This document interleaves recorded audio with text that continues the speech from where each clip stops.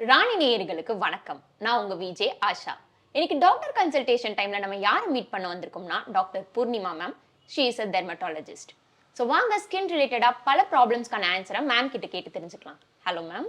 வணக்கம். So first வந்து நம்ம ஸ்கின்னை எப்படி கிளியர் அண்ட் க்ளீனாக வச்சுக்கிறது ma'am? Question is very simple. ஆனால் இது வந்து ஒரு ஒரு 2 ப்ராடக்ட் போட்டோம், 3 ப்ரொசீஜர் பண்ணோம், கிளியராக வச்சுக்கிறோம் அப்படிங்கிறது கிடையாது. இட்ஸ் ஒரு பேசிக்கான லைஃப் ஸ்டைல். நம்ம எப்படி சாப்பிட்றோம், எப்படி தூங்குறோம், என்னென்ன பண்ணுறோம், ஒரு எக்ஸசைஸு, நம்ம பேசிக்கலாகவே ஒரு நாள் ஃபுல்லாக என்ன பண்ணுறோம் அப்படிங்கிறது தான் நம்ம ஸ்கின்னும் சரி. ஸ்கின் வந்து it is just in reflection of நம்ம உள்புறத்தில் இருக்க ஆர்கன்ஸ் எல்லாம். ஸோ இது ஒரு க்ரீம் லோஷன் அப்படின்னு சொல்கிறத விட ஒரு நல்ல ஆகாரம், maybe diet, exercise and food, இது எல்லாமே கம்பைன் அண்ட் ஒரு ஃபிக்ஸ்டு ஸ்லீப் டைம், இது இருக்கும்போது தான் அடுத்த ஸ்கின் கேருக்கே போக முடியும். இப்போ க்ரீம்ஸ் அண்ட் ப்ராடக்ட்ஸ் பற்றி பேசணும் அப்படின்னா எவ்வளோக்கு எவ்வளோ சிம்பிளாக வச்சுக்கிறோமோ அவ்வளோக்கு அவ்வளோ ஈஸி. ஒரு 10 சீரம், ஒரு 10 ஸ்டெப் ஸ்கின் கேர் ரொட்டீன் அதெல்லாம் அவசியமே இல்லை. ஒரு நல்ல ஃபேஸ் வாஷ், நம்ம ஸ்கின் டோன் என்ன, நம்ம ஸ்கின் டைப் என்ன அப்படின்னு தெரிஞ்சுட்டு அதுக்கேற்ற ஒரு கிளென்சர், ஒரு மாய்ஸ்சரைசர். ஏன்னா ஒவ்வொரு தடவையும் ஃபேஸ் வாஷ் பண்ணும்போது நேச்சுரலாகவே நமக்கு சுரக்கிற எண்ணெய், அதாவது அந்த மாய்ஸ்சர்டாக வச்சுக்கிறதுக்கு அதை ஸ்ட்ரிப் ஆஃப் பண்ணிடும். ஸோ அதை ரீட்டைன் பண்ணுற விதமாக, திரும்ப ரெப்ளனிஷ் பண்ணுற விதமாக ஒரு மாய்ஸ்சரைசர், சன் ப்ரொடெக்ஷன். சன்ஸ்க்ரீன் தான் இப்போ ஒரு ஸ்கின் கேர்லேயே ஒரு ஹீரோ மாதிரி. So Sun protection. நைட்டுக்கும் அதே தான், கிளென்ஸ் பண்ணிவிட்டு ஒரு சின்ன ட்ரேஸ் ஆஃப் மேக்கப்பே இல்லாமல், ஒரு எந்த டஸ்ட்டும் இல்லாமல் கிளென்ஸ் பண்ணிவிட்டு திரும்ப அதை மாய்ஸ்சரைசர் போட்டுட்டு நம்ம ஸ்கின்னுக்கு அந்த நேரத்தில் ஒரு ஆக்னேவோ இல்லை ஒரு பிக்மெண்டேஷனோ அப்போ என்ன கன்சர்னோ அதுக்கேற்ற ட்ரீட்மெண்ட் வந்து ஒரு டெர்மட்டாலஜிஸ்ட் மூலயமா எடுத்துக்கிட்டா ஸ்கின் ஓரளவில் நல்லாவே கிளியராக இருக்கும். ஓகே, இப்போ இந்த டேர்ம்ஸ்ல சொன்னீங்க, பட் நேச்சுரல் வேல அதை எப்படி கேர் பண்ணிக்க? இது எல்லாமே நேச்சுரல் வே தானே. நம்ம என்ன சாப்பிட்றோம், ஸோ சாப்பாடு அப்படின்னு எடுத்துக்கிட்டோம்னா நிறைய புரத சத்து ரொம்ப முக்கியம். ஏன்னா நம்மளோட டயட்ல, சவுத் இந்தியன் டயட்ல வந்து ப்ரோட்டீனுக்கு வந்து இம்பார்ட்டன்ஸ் கொஞ்சம் குறைவு. ஏன்னா மேஜராக வெஜிடேரியன்ஸாக இருப்பாங்க. நான்வெஜ்லேயுமே வாரத்தில் ஒரு நாள் சாப்பிட்ற டைப் ஆஃப் பீப்புள் தான் நம்ம எல்லாம். ஸோ அதுக்கு பதிலாக ஒவ்வொரு மீல்லையும் ஒரு உணவு இதுலேயுமே ப்ரோட்டீன் வந்து நிறைய எடுத்துக்கும் போது நம்ம ஹார்மோன், அதாவது இன்சுலின் சுரக்கிறது இருக்கு இல்லையா, அது கொஞ்சம் சீராக இருக்கும். மேலே கீழே போய் இன்சுலின் வந்து கொஞ்சம் சரியாக சுரக்கலைன்னா தான் அந்த பிக்மெண்டேஷன், அக்காந்தோசிஸ், அந்த மறுவர தன்மை அதெல்லாமே நிறைய இருக்குது. அதே மாதிரி வைட்டமின்ஸ் அதெல்லாமே குறைவாக இருக்குது. B12, D3 இதெல்லாமே இப்போ வந்தோடனே ஒரு டாக்டர்கிட்ட போகும்போது இந்த பிளட் டெஸ்ட் எல்லாம் தான் பார்க்குறோம். இது குறையா இருக்கும்போது தான் ஸ்கின்ல வந்து அதிகமாக கருக்கிற தன்மை, பிக்மெண்டேஷன், ஆக்னே, முடி கொட்டுறது. ஸோ இது எல்லாமே நம்ம சாப்பிட்றதுலேருந்து தான். ஸோ இதை விட எப்படி, சாப்பாடை விட நேச்சுரலில் எப்படி இருக்க முடியும்? ஸோ இதெல்லாம் நேச்சுரல். நீங்கள் கேட்குற மாதிரி ஹோம் ரெமெடிஸ் கேட்குறீங்கன்னு நான் நினைக்கிறேன். ஹோம் ரெமெடிஸுங்கிறது நீங்கள் என்ன முகத்துக்கு போடணும்னு நினைக்கிறீங்களோ, ஒரு பழம் எடுத்து ஒரு பேக்காக போடணும், ஒரு பப்பாயா பேக் போடணும், அதுக்கு பதிலாக பப்பாயாவை சாப்பிட்ருங்க, அதுதான் சொல்கிறேன். ஸோ நேச்சுரலான just eat your fruits, eat your vegetables. அரைச்சி போடுறதுல 10% கூட அதோட பெனிஃபிட் கிடைக்காது. ஸோ நேச்சுரல் ரெமெடியை வந்து ஐ டோன்ட் சப்போர்ட். ஏன்னா யார் எவ்வளோ போடுறா, எவ்வளோ மஞ்சள், எவ்வளோ லெமன் ஜூஸை போடுறாங்க, இல்லை எவ்வளோ லவங்கமாக தேய்க்குறாங்கன்னு தெரியவே தெரியாது. அது பெனிஃபிட்டை விட நிறைய ஹார்ம்ஃபுல் எஃபெக்ட்ஸ் தான், ஸ்கின்னை ரொம்ப சென்சிட்டிவ் ஆக்கிடும். ஸோ நேச்சுரல் ரெமெடிஸ் வேண்டாம். Okay ma'am.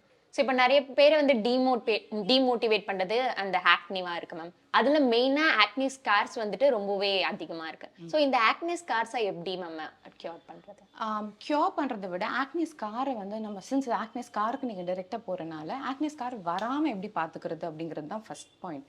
ஏன்னா ஸ்காருன்னு ஒன்று வந்துருச்சு அப்படின்னா 100% அந்த ஸ்காரை முழுசாக நம்மளோட உடம்புலேருந்து எடுத்துட முடியாது. அது ஆக்னி ஸ்கார் ஆகட்டும், ஒரு ஆக்சிடென்ட்டுக்கு அப்புறம் வர ஸ்கார், எந்த ஒரு தழும்புமே 100% வந்து எடுக்க முடியாது. எவ்வளோ பெரிய நவீனமான மெஷினோ டெக்னாலஜி இருந்தாலுமே அதுக்கு வந்து வராமல் பார்த்துக்கிறது தான் முக்கியம். என்ன ஆக்சுவலி இந்த ஆக்னி ஸ்காரில் யூஸ்வலாக எல்லாருக்குமே மென்னில் வந்து பார்த்தாலும் இருக்கும், விமென்லேயுமே நிறைய இருக்குது. வர டைமில், அந்த அடலசன்ட் டைமில், நம்ம பியூபர்ட்டி டைமில் வர ஆக்னேவை மோஸ்ட் ஆஃப் த பேரண்ட்ஸ் வந்து ட்ரீட் பண்ண மாட்டாங்க. இந்த வயசுக்கு ஏற்றது தானே, வரும் போகும் அப்படின்னு. வரும் போகும் தான், ஆக்னே செட்டில் ஆகிடும். அது விட்டுட்டு போகிற தழும்பு வந்து ட்ரீட் பண்ணுறதும் ரொம்ப கஷ்டம். அதுக்கு ட்ரீட்மெண்ட் எடுக்காமல் இது பண்ணும்போது, ஏன்னா ஒரு ஆக்னே ஸ்காரை பொறுத்த வரைக்கும் ஒரு க்ரீம் போட்டு சரிப்படுத்த முடியாது. எனர்ஜி பேஸ்ட் டிவைசஸ்ன்னு சொல்லுவோம், லேசர், மைக்ரோ நீட்லிங், இது மாதிரி கொஞ்சம் ப்ரொசீஜர்ஸ் பண்ணால் தான் அதை ட்ரீட்டே பண்ண முடியும். ஸோ வராமல் ப்ரிவென்ட் பண்ணிக்கிறதுலாம் இது வந்து இது. ஸோ ஆக்னே வருது, இந்த சிம்டம்ஸ் வரும்போதே, இந்த 12, 13 அந்த மாதிரி ஏஜ் குரூப்பில் வரும்போதே ஒரு நல்ல கன்சல்டேஷன் எடுத்துகிட்டு ஒரு சாதா கிளென்சர்ஸ், ஒரு க்ரீம் அது பண்ணும்போது ஒரு நல்ல உணவு பழக்கம். ஏன்னா இப்போ ஆக்னிக்குன்னு ஸ்பெசிஃபிக் டயட் இருக்குது. ஸோ மில்க் ப்ராடக்ட்ஸு, அதிக சர்க்கரை, ப்ரிசர்வ்டு ப்ராசஸ்ட் ஃபுட் இதெல்லாம் வந்து குறைக்க சொல்லுவோம். ஸோ இதெல்லாம் குறைக்கும் போதே வந்து ஆக்னேயோடைய தன்மை வந்து அதோட வீரம் வந்து கொஞ்சம் கம்மியாகும், கண்ட்ரோலும் ஆகும். ஸோ இந்த மாதிரி ஸ்டெப்ஸ் எல்லாம் எடுக்கும்போது அந்த ஆக்னே வந்து ஸ்டார்டிங் கிரேட்லேயே நம்ம வந்து கண்ட்ரோல் பண்ணிக்கலாம். இந்த ஸ்காரிங் போய் இந்த கட்டி தன்மை வந்து ஸ்கார் ஆகுறத ப்ரிவென்ட் பண்ணிக்கலாம். பட் ஆக்னே வந்துருச்சு, ஸ்கார் வந்துருச்சு அப்படின்னா எனர்ஜி பேஸ்ட் டிவைசஸ், அதாவது இந்த மைக்ரோ நீட்லிங், லேசர் இந்த மாதிரி இது பண்ணும்போது தான் ஹெல்ப் பண்ணும். ஓகே. ஸோ அப்புறம் இந்த பிளாக் ஹெட், ஒயிட் ஹெட் அதெல்லாம் எதனால மேம் வருது ரீசன்? ஆக்னே அப்படின்னு பற்றி பேசும்போது நீங்கள் டைப்ஸ் என்னென்னு புரிஞ்சுக்கிட்டா தான் பிளாக் ஹெட்னா என்ன, ஒயிட் ஹெட் என்ன. ஸோ ஒயிட் ஹெடும் பிளாக் ஹெடும் கொமிடோன்ஸ் அப்படின்னு சொல்லுவோம். டெக்னிக்கலாக சொல்லணும்னா இது வந்து ஃபர்ஸ்ட் ஸ்டேஜ் ஆஃப் ஆக்னே. ஆக்னிலே 4 விதம் இருக்குது. இந்த கொமிடோன்ஸும் இந்த பிளாக் ஹெட் ஒயிட் ஹெட்ஸ் தான் மொதல். அடுத்து சின்ன சின்ன பரு மாதிரி வரும். அடுத்து அதுலேயே வந்து சலம் வச்ச மாதிரி வரும், வெள்ளை கலரில் மாறும் இல்லையா, பழுத்த மாதிரி. ஸோ பஸ்டியூல்ஸ் அப்படிம்போம். அடுத்து நாடியூல்ஸ், அடுத்து தான் இந்த கட்டித்தன்மை வர ஆரம்பிக்கும். ஸோ இது அந்த ஸ்டார்டிங் ஸ்டேஜ். இது ஏன் வருது அப்படின்னா நம்ம எண்ணெய் சுரப்பி இருக்கு இல்லையா, அந்த எண்ணெய் சுரப்பியை போய் ஒரு ப்ரோட்டீன் எலிமெண்ட் போய் பிளாக் பண்ணும். அதை பிளாக், இதெல்லாம் வந்து பேத்தோஃபிசியாலஜின்னு சொல்லுவோம். இதனால தான் ஆக்னே வருது. ஸோ அதை பிளாக் பண்ணும்போது ஸ்கின் சர்ஃபேஸில் பிளாக் பண்ணுச்சு அப்படின்னா பிளாக் கலரில் இருக்கும், கீழேயே பிளாக் பண்ணிடுச்சுன்னா வெள்ளையாக இருக்கும். ஸோ பிளாக் ஹெட்ஸ்னா மேலே, ஒயிட் ஹெட்ஸ்னா கீழேயே பிளாக் ஆகிடும். ஸோ இதுதான். Okay ma'am. அதுக்கு வேற ஏதாவது ரெமிடிஸ் இருக்கா மேம்? அது ஸோ பேசிக்காக என்னென்னா ஃபேஸ் வாஷ்னு சொல்கிறோம் இல்லையா, சாலிசிலிக் ஆசிட், கிளைகாலிக் ஆசிட் இதெல்லாம் தான் இதோடைய ஆக்டிவ்ஸ். இந்த மாதிரி இருக்க ஃபேஸ் வாஷ் யூஸ் பண்ணும்போது கொஞ்சம் அந்த எண்ணெய் தன்மையை எடுத்து கொடுக்கும். ஸோ இது போய் அந்த பிளாக் ஆகுறதுக்கு கொஞ்சம் சான்சஸே கம்மியாக இருக்கும். ஸோ உங்கள் ஃபேஸில் இருக்கிற அந்த டெபாசிட்டு அதெல்லாமே கிளியராக பண்ணும்போது ஆக்னே வரதுக்கு கம்மியாக இருக்கும். அதே வந்துருச்சு அப்படின்னா பென்சைல் பெராக்சைடு, அடாப்லின் அந்த காம்பினேஷன்ஸில் இதெல்லாமே உங்கள் டாக்டர் ப்ரிஸ்கிரைப் பண்ணால் கரெக்டாக இருக்கும். ஸோ அந்த இடத்துல ஸ்பாட் ட்ரீட்மெண்ட் மாதிரி பண்ணும்போது உங்களுக்கு இந்த கொமிடோன்ஸும் இதுவும் வர்றது கம்மியாகும். Okay ma'am. ஸோ இப்போ சொன்னீங்க பஸ்டியூல்ஸ், நாடியூல்ஸ், இந்த வல்கரிஸ் இதெல்லாம் இந்த ஆக்னி ஃபேமிலி, ஆக்னி டிவிஷன் அண்ட் வெரைட்டிலே வருமா? டிவிஷன் அண்ட் வெரைட்டி இல்லைமா, ஸ்டேஜ், ஒரு ஸ்டேஜ். ஸோ ஃபர்ஸ்ட் ஸ்டேஜ் வந்து கொமிடோன்ஸ், அதாவது பிளாக் சின்னதாக வருது, அடுத்தடுத்து பெருசாகிறது. ஸோ இதெல்லாம் ஸ்டேஜஸ். வல்கேரிஸ் அப்படிங்கிறது ஆக்னியை சேர்ந்தது இல்லை, காமன் ஒரு டிசீஸ் வந்து காமனாக வருது பரவலாக, சொரியாசிஸ், வல்கேரிஸ் அந்த மாதிரிலாம் சொல்லுவோம். ஸோ வல்கேரிஸ் வந்து ஆக்னியை சம்மந்தப்பட்டது கிடையாது. ஸோ இப்போ இருக்கிற டீனேஜர்ஸ்க்கு வந்துட்டு ஈஸியாக அஃபெண்ட் பண்ணுறது வந்து இது டேன் அண்ட் டார்க் சர்க்கிள்ஸ் அப்படின்னு சொல்லலாம். ஸோ இதுக்கு ரெமிடி சஜஸ்ட் பண்ணுவீங்களா? அது என்னவா இருக்கும்? இப்போ டேன் வேறு, டார்க் சர்க்கிள்ஸ் வேறு. ஸோ இப்போ டேன் வந்து பார்த்தோம் அப்படின்னா மேஜராக வெளியே போகிறனால, சன் எக்ஸ்போஷர்னால. ஃபர்ஸ்ட் வந்து எப்படி பேசிக் இது வந்து சன் ப்ரொடெக்ஷன். நீங்கள் வந்து சன்ஸ்க்ரீன் வந்து எல்லாருமே யூஸ் பண்ணுறது இப்போ வந்து மேண்டட்ரி. வெளியே போகிறோமோ வெளியே போகலையோ அது வந்து நம்ம part of our skin care. Brush பண்ணுற மாதிரி அவ்வளோக்கு ஈக்குவலாக சன்ஸ்க்ரீன் வேணும். இன்னொன்று வந்து எப்படி சன்ஸ்க்ரீன் சூஸ் பண்ணுறது அப்படிங்கிறது ஒரு பெரிய இது. பேசிக்காகவே வந்து ஒரு சின்ன சின்ன பாயிண்டர்ஸ் இருக்குது, ஒரு 4 விஷயம். ஒன்று வந்து SPF 30 to 50 சன் ப்ரொடெக்ஷன் ஃபேக்டர்னு சொல்லுவோம். அந்த சன் ப்ரொடெக்ஷன் ஃபேக்டர் வந்து அட்லீஸ்ட் நம்ம ஊர் கிளைமேட்டுக்கு ஒரு 30 to 50க்குள்ளே இருந்ததுன்னா தான் நமக்கு போதுமான அளவு அந்த பாதுகாப்பு கிடைக்கும். இன்னொன்று வந்து நம்ம ஏன் முக்கால்வாசி பேர் சன்ஸ்க்ரீன் போட்டுக்க மாட்டாங்க அப்படின்னா அந்த ஒயிட் காஸ்ட் வருது, போட்டோன்னே ஒரு மாதிரி இருக்குது. ஸோ அது இல்லாமல் உங்களுக்கு பிடிச்ச ஒரு போட்ட உடனே கொஞ்சம் எலகெண்ட்டாக இருக்கிற மாதிரி ஒரு டெக்ஸ்சர். ஏன்னா சன்ஸ்க்ரீன் பொறுத்த வரைக்கும் மட்டும் 2-3 ட்ரை பண்ணும்போது தான் நம்ம ஸ்கின்னுக்கு என்ன பிடிக்கும் அப்படின்னு செல்ஃபாகவே தெரியும். ஸோ அது ஒன்று சூஸ் பண்ணிக்கணும். நான் கொமிடோஜெனிக், இவ்வளோ நேரம் பேசிகிட்டு இருந்தோம் கொமிடோஜெனிக் கிட்ட. ஸோ ரொம்ப ஆயிலியாக இல்லாமல் நமக்கு இந்த கொமிடோன்ஸ், அதாவது நம்மளுடைய எண்ணெய் சுரப்பிகளை போய் அடைக்காத விதமாக நான் கொமிடோஜெனிக் அப்படின்னே இருக்கும். ஸோ அந்த மாதிரி இதை சூஸ் பண்ணுறது ரொம்ப ரொம்ப முக்கியம். இன்னொன்று வந்து ஆக்னே இருக்கவங்களோ, இப்போ வந்து மெச்சோர் ஸ்கின் இருப்பாங்க, ஆக்னே இருப்பாங்க. ஆக்னே பேஸ்ட் பீப்புளுக்கு அப்படிங்கும்போது ஆயிலியாக இருக்கக்கூடாது ப்ராடக்ட். ஒரு gel paste sunscreen better.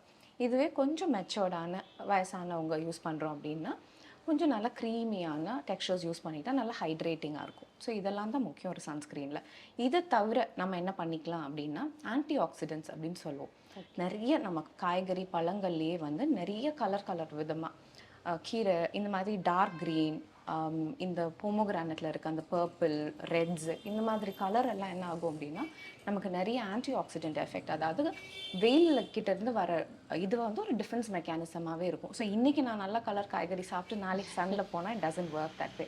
It is a practice. ஒரு 3-4 வாரம் சாப்பிடும்போது தான் ஒரு ஹாலிடே போகிறோம் அப்படின்னாலே வந்து கேட்பாங்க என்ன பண்ணுறது. ஸோ அந்த 1 மந்த்தாகவே ஹாவ் அ பெட்டர் இது, நாட் 1 மந்த், எப்போவுமே இது ஒரு ப்ராக்டிஸாக வச்சுக்கோங்க. ஸோ டேனிங் பொறுத்த வரைக்கும் அதுதான். வந்துருச்சு அப்படிங்கும்போது என்ன பண்ணோம் அப்படின்னா வீக்லி ஒன்ஸ் எக்ஸ்ஃபோலியேஷன் அப்படின்னு சொல்லுவோம். ஒன்று கிளினிக்கில் வந்து பண்ணுறதுனாலும் பண்ணலாம், இல்லை நீங்களே நம்மளே பண்ணும்போது சில மைல்டு கிளைகாலிக் ஆசிட் பீல்ஸ் இருக்குது.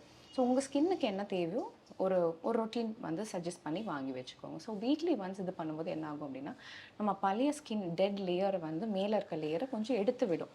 ஸோ புது ஸ்கின் உருவாகிறதுக்கும் ஒரு நல்ல ஹெல்தியான ஸ்கின் வர்றதுக்கும் வழி விடும். ஸோ அதுதான். ஸோ இதுதான் எக்ஸ்ஃபோலியேஷன் சொல்கிற ப்ராசஸ். இது பண்ணும்போது இன்னும் கொஞ்சம் பெட்டராக இருக்கும்.